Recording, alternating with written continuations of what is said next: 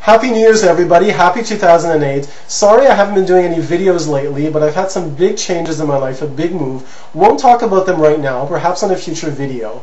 But one thing that I love to do to bring in the New Year's is to review my top 10 albums of the year. So here they are, the top 10 albums of 2007. Coming in at number 10, Natasha Bedingfield, NB. This is actually Natasha's second album. Don't like it as much as her first album, which had the huge hits like These Words and Unwritten, but it's a solid album with some great tracks like Soulmate, Say It Again, Backyard, What If. Really neat album, although they're retooling the album for the United States.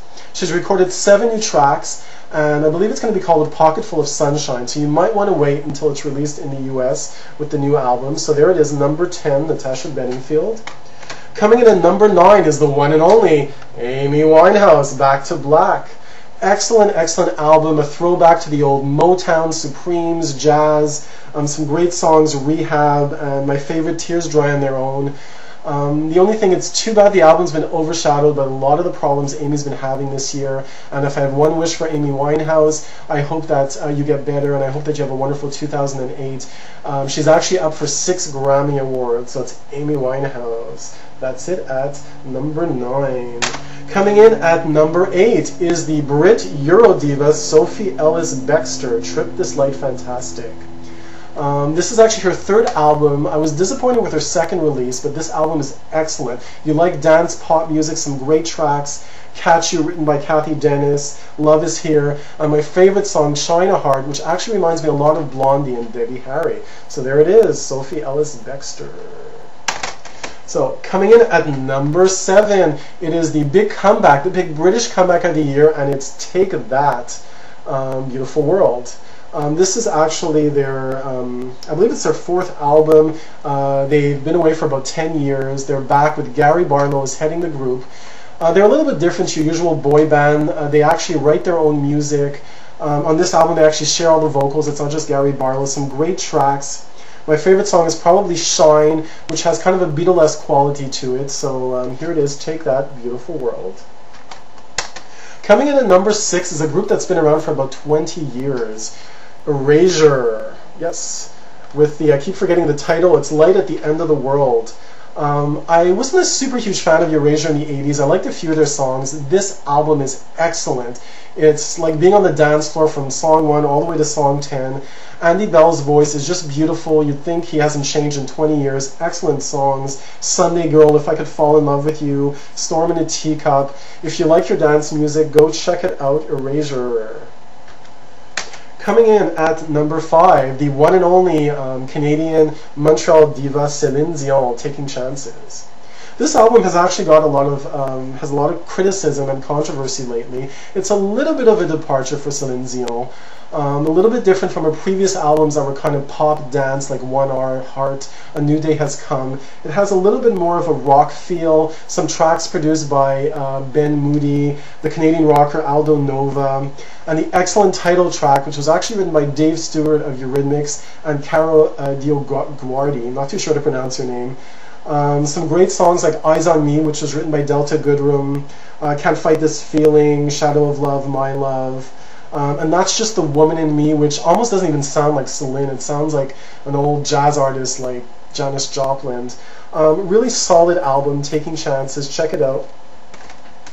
Now coming in at number 4 is an album I've been waiting for probably about, I don't know, I guess about 2-3 years. She's my diva, one of my favorite artists. I'm a fanatic, yes. Kylie Minogue, Kylie X, she's back.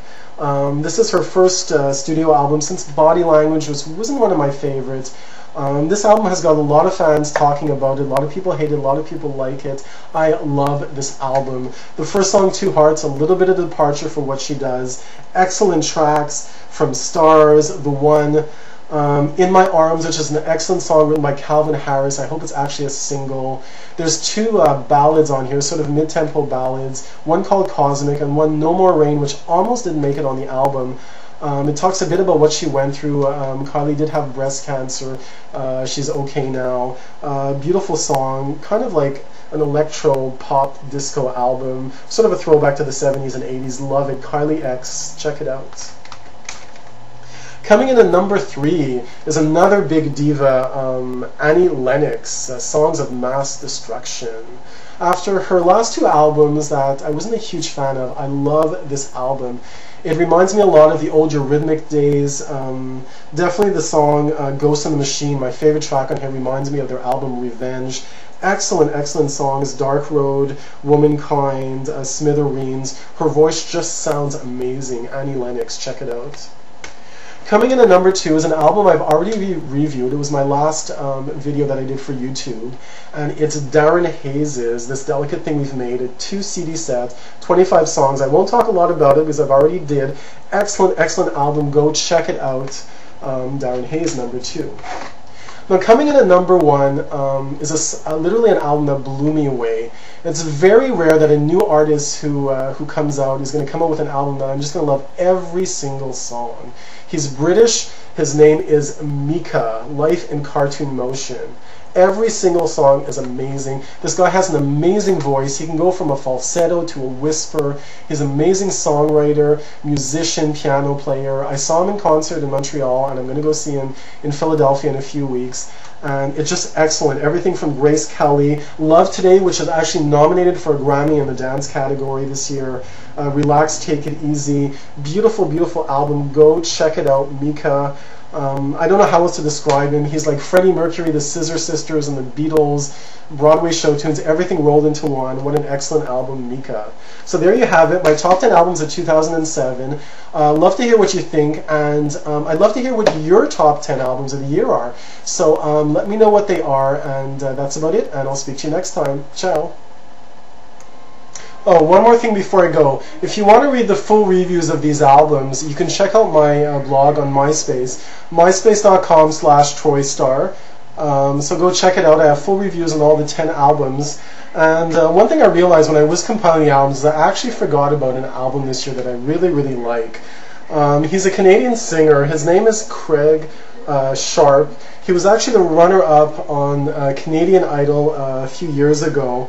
And he has the most amazing voice. It's his first album, some beautiful songs, Trying to Find My Way, I Am. Really, really excellent album. I'm hoping, I don't think he's signed with a big record label. I'm actually hoping he will do another album.